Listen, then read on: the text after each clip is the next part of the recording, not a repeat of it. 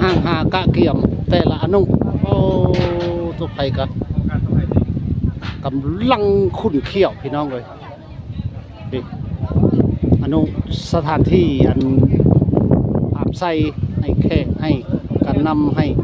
บอดเช็ดศอกเช็ดใส่คุณก็ทำเช่นใส่อนุที่เฮ็ดเช่นใส่กับพูด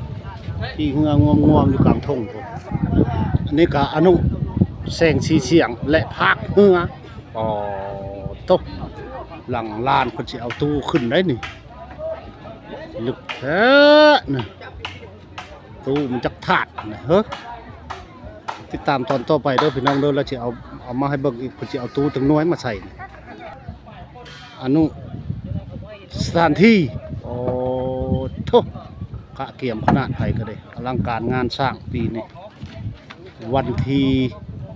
10 11 12มาพี่น้องโอ้อนุเส้นไส้สิไปแปลงแล้วแปลงลักไปนี่นิ่งจังไปลงไปตากแล้วปีนี้ตากปีกายเนาะเนี่ยนี่จังหวะการนำพวกโฆษณาเนาะเฮ็ดเองมันเป็นผู้เฮ็ดให้ได้มัน บ่เฮ็ดน้ำมูมันบ่ให้ขึ้นอีกกาดังอยู่บ่ปีนี้โอ้โธ่พรหมลินสิยากบ่เนาะหายห่วงบ่โอ้ยายพรหมลินบ่ให้ยายพรหมลินบ่ให้เว้าแล้วคือได้เฮ็ดเองเนาะปีนี้เนาะเอา